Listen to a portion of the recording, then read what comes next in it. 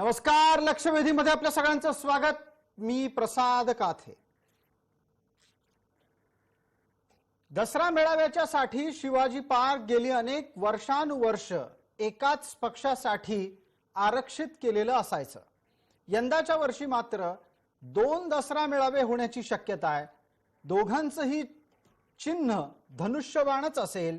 दोघांच्या ठिकाणी बोलणारे नेते मात्र वेगळे असतील, पण त्यांचं मैदान नक्की कुठलं असेल याबाबत संभ्रमाची अवस्था गेल्या काही काळापर्यंत सातत्यानं कायम होती. त्यातला एक टप्पा पूर्ण झालाय. शिंदेंचा दसरा मेळावा हा वांद्रा कुर्ला संकुलात अर्थात ठाकरेंच्या घराच्या जवळ असेल. वांद्रा कुर्ला संकुलातून केलेलं भाषण घरात बसून सुद्धा ठाकरेंना ऐकता येईल. पण दुसऱ्या बाजूला जर ते मेळाव्याच्यासाठी घरातून बाहेर पडले तर दसरा मेळावा ते नक्की कुठे घेतील याबाबत अद्याप संभ्रम कायम आहे. कारण काहीही झालं तरी बाळासाहेबांनी स्थापन केलेल्या शिवसेनेचा आणि त्यात आता उरलेल्या उद्धव गटाचा दसरा मेळावा हा शिवाजी पार्कवरच झाला पाहिजे असा आग्रह उद्धव गटाकडून सातत्यानं सुरू आहे. वाद टाळण्याच्यासाठी प्रत्यक्षात हे मैदान कदाचित कोणालाच मिळणार नाही. तिथं रामलीलेचं वर्षानुवर्ष होणारं आयोजन मात्र होईल. रावणाचं दहन होईल. दसरा मेळावा होईल की नाही याबाबत अद्याप कोणीही ठामपणे काहीच सांगत नाहीये. उद्धव गटाला हे आव्हान वाटतंय. विद्यमान सत्ताधाऱ्यांना हा प्रशासकीय कामकाजाचा एक भाग वाटतोय आणि याचमुळे मैदानाचा हट्ट हा एका बाजूला सुरू असताना दुसऱ्या बाजूला याचा वाद मात्र फिट्ट बसलाय. शिंदे गटाच्याकडून उद्धव गटाचा मेळावा होणार नाही याच्यासाठी जे जे काही राजकीय दृष्ट्या शक्य आहे ते केलं जात आहे. दुसऱ्या बाजूला उद्धव गट मात्र आपला मेळावा हा शिवतीर्थावर व्हायलाच हवा याच्यासाठी सुद्धा प्रयत्नशील आहे. शब्दबाणांनी दोघंही एकमेकांना घायाळ करून टाकतायत.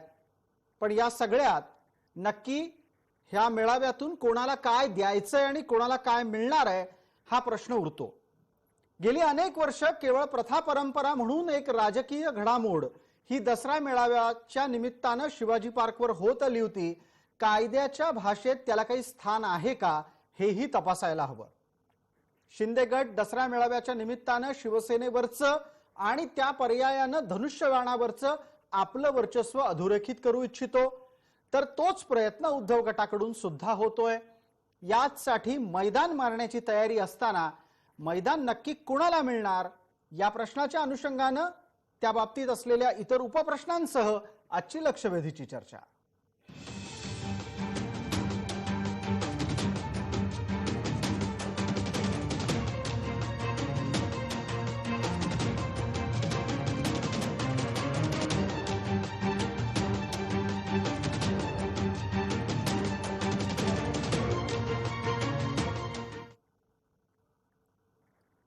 मैदानाचा हट्ट, वाद होणार फिट्ट या चर्चेत आपल्या सोबत असलेल्या मान्यवरांचा आपल्याला पटकन परिचय करून देतो. आपल्या सोबत उद्धव गटाचे नवनियुक्त प्रवक्ता, माजी मुख्यमंत्री उद्धव ठाकरे यांचे माजी कृषी सल्लागार, शेतकरी नेते अशा बहुविध आयामांनी ओळखले जाणारे किशोर तिवारी आपल्या सोबत आहेत. आपल्या सोबत शिंदे गटाचे प्रवक्ता प्रतिनिधी या नात्यानं शरदजी सोनावणे आहेत. आपल्या सोबत हेमंत कांबळे मनसेचे प्रवक्ता प्रतिनिधी या नात्यानं आहेत. मान्यवरांचं चर्चेमध्ये आपण स्वागत करूयात. शिंदे गट की उद्धव गट या चर्चेत आत्ता जाण्याच्या ऐवजी एक त्रयस्थ व्यक्ती म्हणून आणि ज्यांच्या राजकीय नेतृत्वाचं नाव, घराचं नावही शिवतीर्थ आहे, त्यांना एकदा पटकन विचारून घेऊ की आत्ताच्या घडीला दसरा मेळाव्याच्या निमित्तानं शिवाजी पार्कवर हक्क सांगणं हे राजकीय दृष्ट्या परिपक्व आहे का? हेमंत कांबळे आपल्या सोबत आहेत. त्यांच्या उत्तराने चर्चेची सुरुवात आहे. नमस्कार. नमस्कार. शिवसेनेचा जो दसरा मेळावा आहे गेली 56 वर्षाची त्यांची अखंडित अशी परंपरा आहे. पण या वेळेला परिस्थिती वेगळी आहे. शिंदे गट आणि उद्धव ठाकरे गट म्हणजे आता शिवसेना नेमके कोणाचा हा जो काही वाद आहे हा न्यायालयात गेलेला आहे. त्याचे अनेक पडसाद आपण अनेक ठिकाणी बघतो. मला वाटतं मेळावा शिवसेना घेणार म्हणजे उद्धव ठाकरे गट घेणार किंवा शिंदे गट घेणार यापेक्षा त्या मेळाव्यातून नक्की काय देणार नक्की कोण कोणाला काय देणार? शिंदे गटाकडे लाखोंच्या सभेला आकृष्ट करणारा किंवा संबोधित करणारा वक्ता नाही, आणि उद्धव सेनेकडे म्हणजे उद्धव ठाकरे यांच्याकडे बाळासाहेबांचे विचार नाहीत.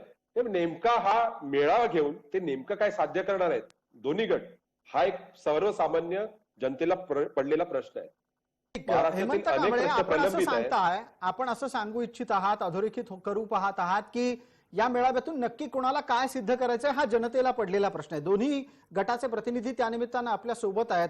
आपल्या तपशिलामध्ये एक छोटीशी भर घालतो आणि त्याच नंतर शरद सोनावणे आणि किशोर तिवारी दोघांनाही बोलतं करतो. दसरा मेळावा हा अखंडितपणे शिवाजी पार्कवर होतो आहे असं सांगितलं जातं. तांत्रिकदृष्ट्या त्याच्यामध्ये काही वर्ष खंड पडलेला आहे. कधी पावसामुळे पडलाय, तर कधी बाळासाहेबांवर जी पहिली हृदयाची शस्त्रक्रिया झाली त्याच्यानंतर ते रुग्णालयातून बरे झाल्याच्या नंतर प्रकृतीच्या कारणास्तव पडलेला आहे. त्यामुळे तांत्रिकदृष्ट्या ही परंपरा मध्ये मध्ये सोयीस्कररित्या खंडित झालेली आहे.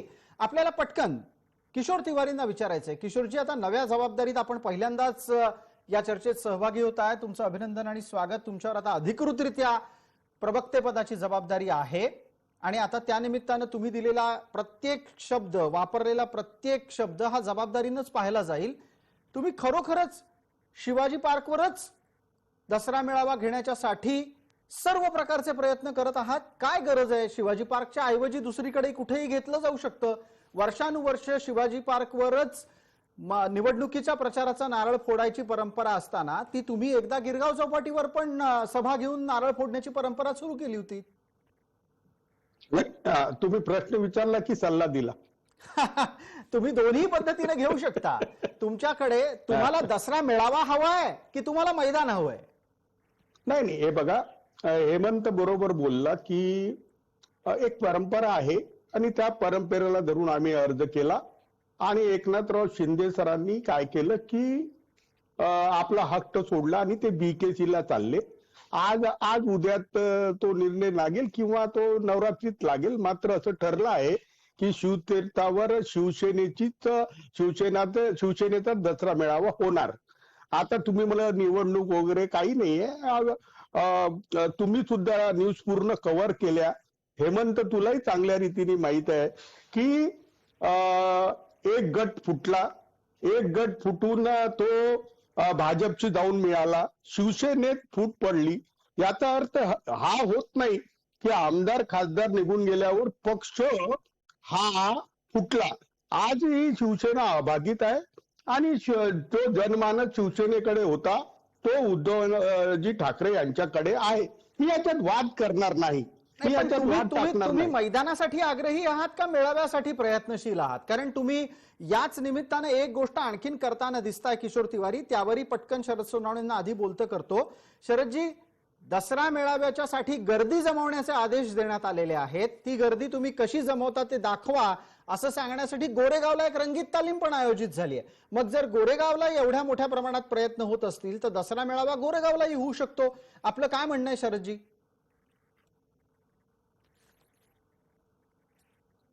शरद सोनावणे, माईक सुरू करा आपला, अनम्यूट करा आपल्याला आणि मग बोलायला सुरुवात करा. आपला आवाज येत नाहीये, प्रेक्षकांपर्यंत आपली मतं पोहोचत नाहीयेत. जी बोला. शरद सोनावणे, तांत्रिकदृष्ट्या आपला माईक सुरू करेपर्यंत मध्ये थोडासा वेळ जातोय. किशोर तिवारींकडे काहीतरी याचं उत्तर दिसतंय, त्यांचा हात वर झाला होता. किशोरजी, आपण बोलू शकता. जर NSC ग्राउंडवर तुमची एक सभा होऊ शकते तर दसरा मेळावा पण NSC ग्राउंडवर होऊ शकतो. चांगलं मैदान आहे, AC आहे, तिथे कार्यकर्त्यांना कमी त्रास होईल. पावसाचे दिवस आहेत, तिथे काही चिखलही होत नाही. सगळ्याच बाबतीत चांगलं मैदान तुमच्याकडे आहे. शिवतीर्थावर शिवसेनेचा मेळावा होईल हे नक्की आहे. आणि तुम्हाला असं वाटत असेल की शिवसेना कोणाची काय, तर मी अख्ख्या महाराष्ट्रात शेतकऱ्यांच्या प्रश्नावर फिरत असतो. मी प्रामाणिकपणे बोलतो की उद्धवजींना अफलातून समर्थन मिळत आहे आणि याची जाणीव शिंदे गटात गेलेल्या माझ्याकडच्या खासदार आमदारांनाही होत आहे. तर अशा परिस्थितीमध्ये एकनाथराव शिंदे हे वाद जास्त उपस्थित करणार नाही. मी समजू शकतो की ईडीचा दणका होता आणि काही तांत्रिक मतभेद होते, राजकीय मतभेद होते आणि त्यांनी पक्ष सोडला. मात्र राजकीय मतभेद राहून पक्ष सोडणे आणि मग भाजपच्या आग्रह खातर शिवसेना काबीज करणे हा प्रकार चुकीचा आहे. मी त्यांनाही विनंती करतो अच्छा, की आपण प्रत्येक वारंवार गोष्टी हे समजावण्याचा प्रयत्न करताना दिसताय किशोर तिवारी की विनाकारण दसरा मेळाव्याची शिवाजी पार्कवरची परंपरा खंडित करण्याचा प्रयत्न हा शिंदे गटानं करू नये. एकदा आपण त्यांनाही बोलण्याची संधी देऊ. शरद सोनवणे आता तांत्रिकदृष्ट्या योग्य पद्धतीने जोडले गेलेत अशी अपेक्षा आहे. शरदजी, आवाज येतोय? काही अडचणी दिसत आहेत अजून. पटकन हेमंत कांबळेंसाठी माझा पुढचा प्रश्न असणार आहे. हेमंत कांबळे, उद्धव गट दावा करतोय की त्यांच्या नेतृत्वाला राज्यभरातून पूर्ण समर्थन मिळतंय. मग असं असताना गर्दी जमवण्याची रंगीत तालीम गोरेगावात करायची काय गरज असावी त्यांना? नाही, शंका त्यांच्या मनात याबद्दल आहे ना की कसं आहे की बाळासाहेबांचे विचार आता देणार कोण? म्हणजे तुम्ही सभा जरी घेतली तरी सभेमध्ये बोलणार काय? 50 खोके, 40 गद्दार. मी एक थोडक्यात बोलतो. माझा प्रश्न किशोर तिवारी नाही. 2019च्या निवडणुकीमध्ये जेव्हा भाजप आणि सेना ही युती होती आणि युतीला जनमताचा कौल मिळाला होता, साधारणपणे 1,41,00,000 मतं मिळाली होती भाजपला, 90 लाख मतं मिळाली होती शिवसेनेला, 92 लाख मतं मिळाली होती एनसीपीला आणि 85 ते 87 लाख मतं मिळाली होती काँग्रेसला. म्हणजे जर जनमताचा कौल ज्यावेळेला शिवसेना भाजप युतीला होता त्यावेळेला उद्धव ठाकरेंनी त्या जनमताचा पुन्हा कौल घेतला होता की काँग्रेस राष्ट्रवादीवर सोबत जायचंय. मग कोणत्या प्रकारे म्हणतात किशोर तिवारी की त्यांना मोठ्या प्रमाणात उद्धव ठाकरेंना मोठ्या प्रमाणात समर्थन मिळते? इथे प्रश्न असा आहे ना की तुम्ही प्रतारणा केलेली आहे महाराष्ट्राच्या जनतेशी. ज्या लोकांनी तुम्हाला मतदान केलं होतं त्यांच्याशी तुम्ही प्रतारणा केलेली आहे. बर, आणि अशा वेळेला हेमंत त्या कांबळे, प्रतारणेला हा कुठेतरी इतिहास चर्चेत अनेकदा येऊन गेलाय. आता जी नवीन गंमत मुंबईमध्ये होऊ घातली आहे, नवरात्राचे दिवस जवळ येतला आहेत, पितृपक्ष काही दिवसांनी संपेल, नवरात्राच्या नंतर दसरा मेळाव्याची तयारी अधिक जोरदार पद्धतीने होते. मला यावर तुमच्याकडून मत हवंय आणि किशोर तिवारींनी पण त्यावर बोलणं गरजेचं आहे की दसरा मेळावा तोंडावर आलेला असताना एक आणखीन मेळावा एनएससी ग्राउंडवर का? गर्दी जमवायच्या बाबतीमध्ये साशंकता आहे का? कार्यकर्त्यांची क्षमता तपासली जात असती? हेमंत कांबळे, आपल्याला काय वाटतं? नक्कीच. म्हणजे दोन्ही गटांना आता शक्ती प्रदर्शन करून शिवसेना कोणाची, शिवसेनेवर हक्क कोणी दाखवणार, यासाठी हा सगळा अट्टास चाललाय. त्यांचा दोघांचा अट्टास हाच आहे की जरी एकनाथ शिंदेकडे मोठा गट आमदारांच्या दृष्टीने असेल, खासदार असतील त्यांच्याकडे, आणि उद्धव ठाकरे हे कुठेतरी प्रूव्ह करतात आहे की जी ओरिजिनल शिवसेना आहे, मूळ शिवसेना ही माझ्याकडेच आहे. त्यामुळे या दोघांच्या या भांडणामध्ये आणि या वादामध्ये कुठेतरी महाराष्ट्राच्या पुढे शक्ती प्रदर्शन करण्याचा हा प्रयत्न चाललेला आहे दोघांचा. ठीक आहे, किशोर तिवारींना आपण पटकन विचारूयात. किशोर तिवारी, 15 दिवसात दोनदा शक्ती प्रदर्शन करायची गरज का पडावी? एनएससी ग्राउंडवर पण एक मेळावा, त्याचबरोबर दसरा मेळावा पण. दसऱ्यानंतर उद्धव ठाकरे महाराष्ट्रात उतरणार आहे. मात्र मला आश्चर्य वाटलं की आदित्य ठाकरे यांच्या सभेला कुठे कोण लोक आणले काही मला कधी पाहिलं नाही मी. मात्र इतकी अफलातून गर्दी होते आणि गिरगावला त्या दिवशी गर्दी होते. आणि मी तुम्हाला सांगतो की शिवसेना ही उद्धव ठाकरे यांच्या बापाची आहे आणि शिवसेनेचा जो विचार आहे तो जिवंत विचार आहे. आणि हेमंत कांबळे हा चळवळीचा माणूस आणि हेमंत कांबळे हा भाजपच्या प्रवक्त्यासारखा बोलत आहे की जनाधार कोणाला होता, काय होता. हे बघा, आम्ही भाजपची युती करून निवडणूक किशोर तिवारी, आजकाल अवस्था अशी झाली आहे की कोणी तुम्हाला आव्हान दिलं की सगळेच तुम्हाला भाजपवाले वाटायला लागतात. नाही, तुझ्याबद्दल पुष्कळ लोक बोलतात पण हेमंत बद्दल बोलत नव्हते. वाटलंच मला तुम्ही माझ्यावर टोमणा मारायची संधी कशी सोडणार आहात. आपण पटकन या निमित्ताने एक संधी आपल्या सोबत असलेल्या शरदजी सोनवणेंना देऊयात. शरदजी, आपण आतापर्यंत 2-3दा चर्चेत येता येता राहिलात. माझा आवाज आता आपल्याला येतोय का नीट? हो, येतोय आवाज. अगदी बिलकुल. पटकन या मुद्द्यावर या आणि या प्रश्नाचंही उत्तर देऊन टाका की दसरा मेळाव्यात गर्दी जमवण्याच्या बाबतीत शिवसेनेच्या उद्धव गटाला कुठला प्रश्न, साशंकता तुम्हाला वाटतेय का की एकाच 15 दिवसात 2 मेळाव्यांचं आयोजन व्हावं? बघा, मला असं वाटतं की आता हा जो महाराष्ट्रासमोर जो प्रश्न निर्माण झालेला आहे त्या प्रश्नामध्ये मला असं वाटतं की आता 2-2.5 महिन्यामध्ये त्याच वातावरणामध्ये लोक आता राहिलेले नाहीत, ती थोडीशी पुढे आलेली आहे.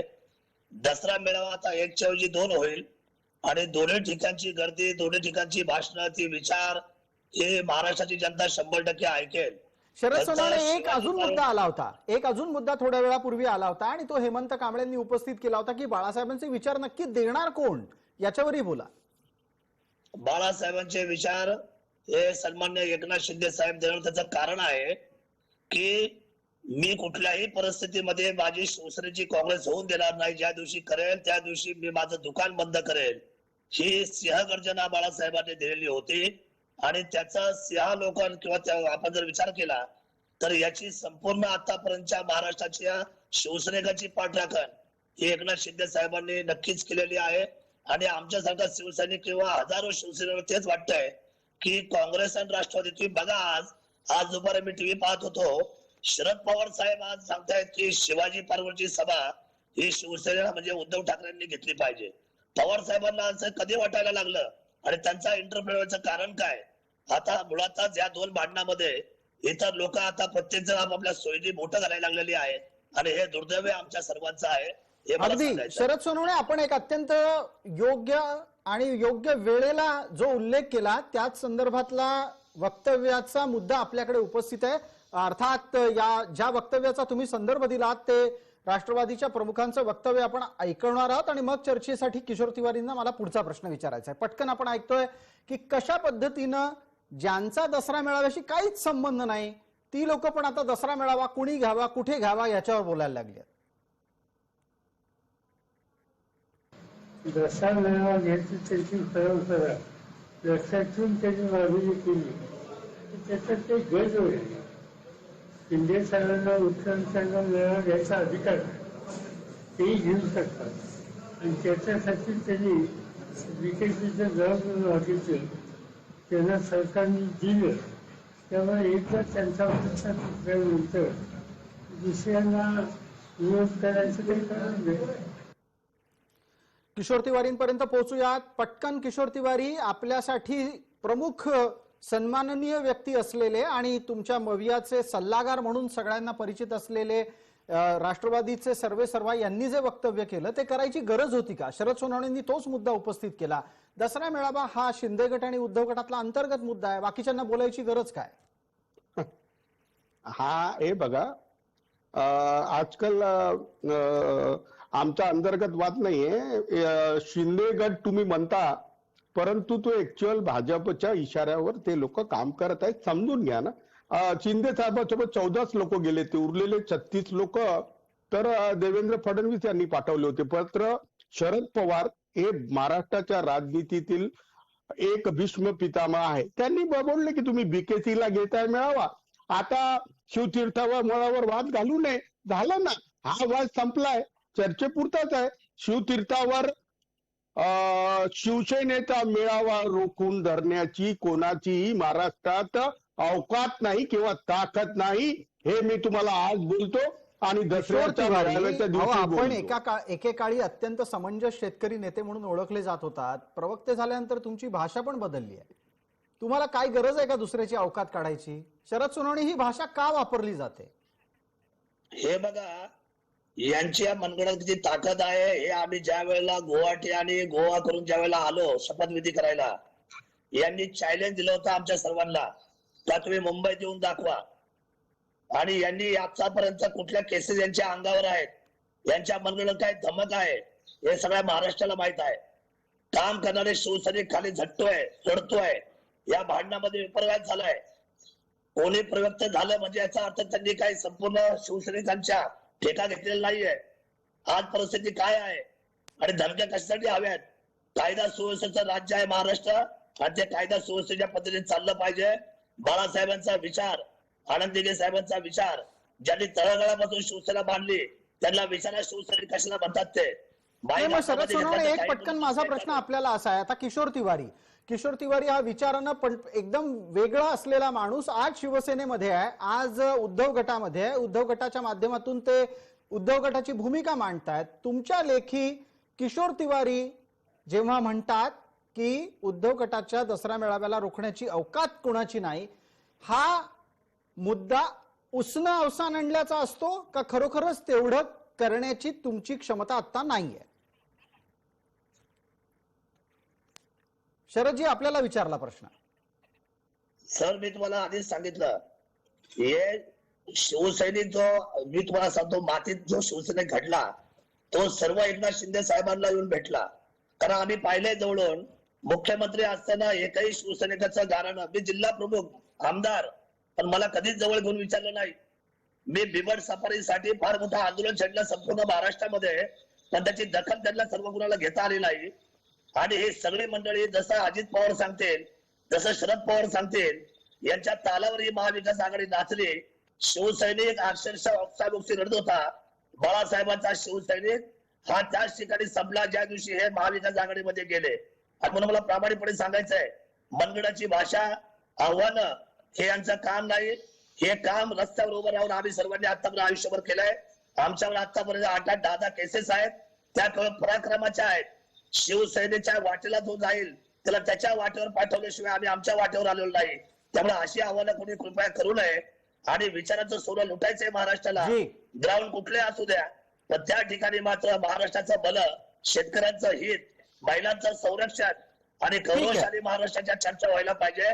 या भूमिकेचा आम्ही समर्थन करू. किशोर तिवारी, आता तुम्ही ऐकलं असेल शरद सोनवणे यांचं म्हणणं काय आहे. थोडक्यात काय, आतापर्यंत जी काही वाघनखं, खंजीर, कोथळा, गद्दार ही भाषा होती, ती भाषा आता शिंदे गटाकडे पण आहे. थोडक्यात आम्हाला दोन्ही दसरा मेळाव्यातून हेच ऐकायला मिळणार आहे का? सर्वसामान्य श्रोता म्हणून, सर्वसामान्य कार्यकर्ता म्हणून हेच ऐकायचं का दोन्ही ठिकाणी पण? वाघनखं, गद्दार, कोथळा इत्यादी इत्यादी. हे बघा, 2.5 वर्षाच्या कारकिर्दीत उद्धव ठाकरे यांनी आपल्या कामाची एक रेख ओढली आहे. त्यांच्याबद्दल प्रचंड सहानुभूती असणारा वर्ग आहे. त्यांचा पक्ष काही नाराजीमुळे हे लोक गेलेले नाही, एका विशिष्ट दबावात गेले.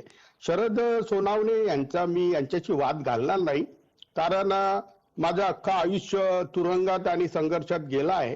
मात्र उद्धव ठाकरे हा प्रामाणिक माणूस आहे अशी एक इमेज आहे. आणि आम्ही राष्ट्रवादी सोबत गेलो, आम्ही काँग्रेस सोबत गेलो, आम्ही चूक केली असेल तर लोक आम्हाला शिक्षा देतील. मात्र भविष्य सगळं सांगेलच. मी इथे एकच बोलतो की शिवतीर्थावर शिवसेनेचा मेळावा होईल म्हणजे होईल.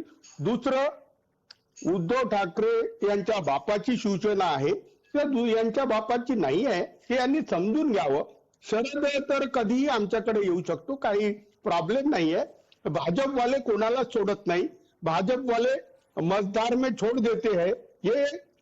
आणि भाजपवाले आता तुम्ही कार्यक्रमात शरद सोनवणेंचंही भविष्य सांगून टाकलं. त्याच्यावर प्रतिक्रिया तर नक्कीच लागेल. शरद सोनवणे कधीही भाजपात जाऊ शकत नाहीत, ते मूळ शिवसेनेत किंवा उद्धव गटात परततील असं भविष्य कथन झालंय कार्यक्रमात. शरदजी आपल्याला उत्तर द्यायला हवं.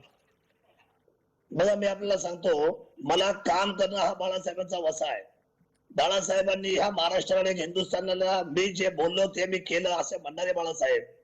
वास्तविकतेचं दर्शन आम्हाला ज्या वेळेला घडेल त्यावेळेला या शिवसैनिकांची खऱ्या अर्थाने उंची वाढेल.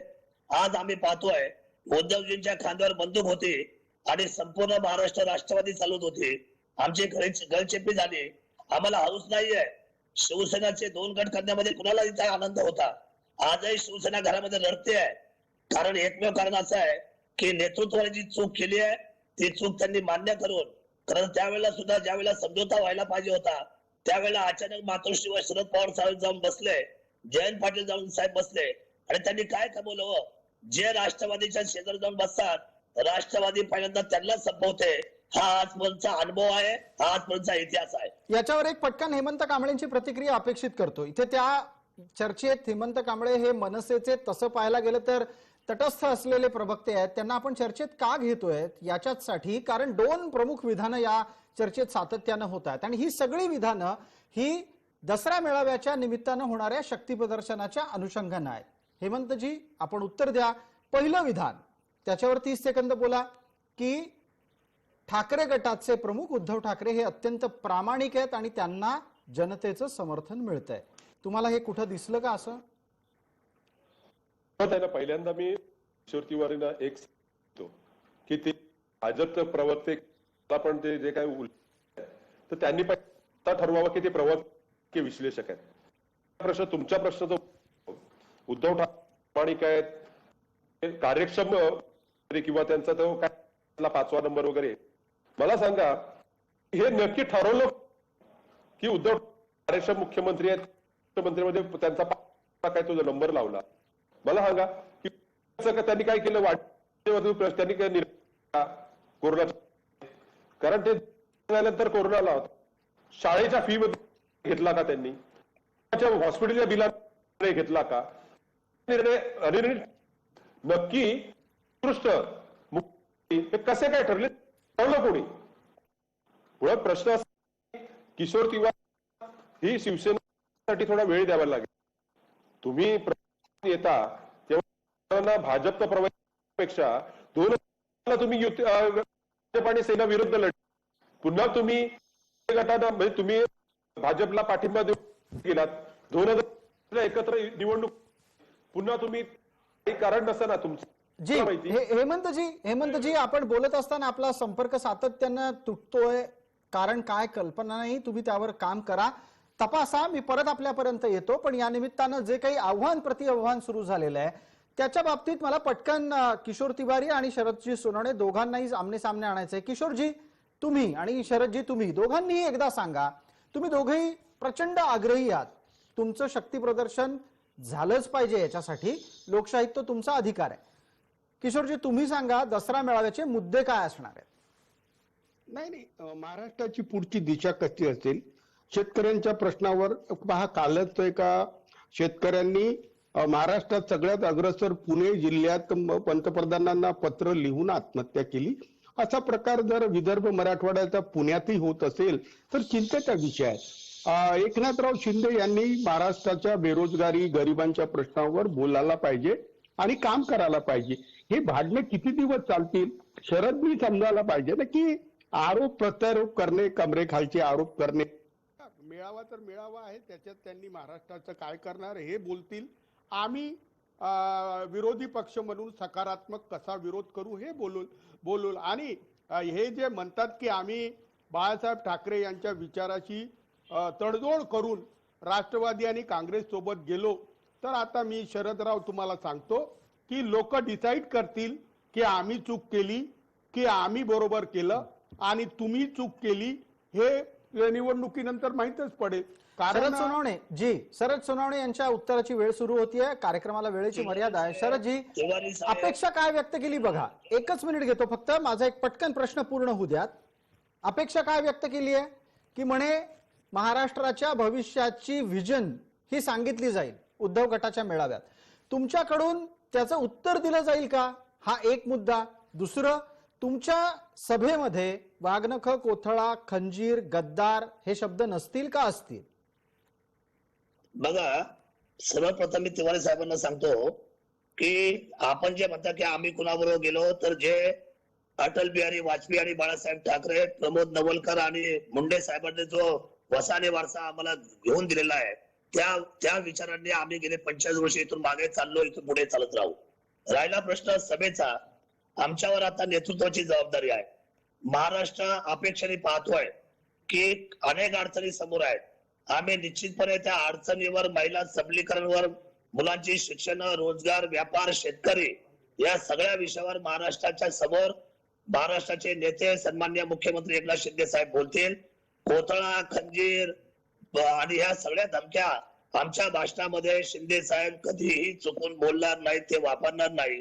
अतिशय सौम्य पद्धतीने या महाराष्ट्राला बलशाली करण्यासाठी जो सुवर्ण कलश किल्ले शिवनेरीवर 1960 ला आला आणि महाराष्ट्राच्या बलशालीतेची शपथ घेण्यात आली, त्या महाराष्ट्राला, छत्रपती शिवरायांच्या महाराष्ट्राला पुढे नेण्याचे विचार निश्चितपणे उद्याच्या दसऱ्या मेळाव्यामध्ये आदरणीय मुख्यमंत्री साहेब मांडतील, एवढंच मला त्यांनी सांगायचं.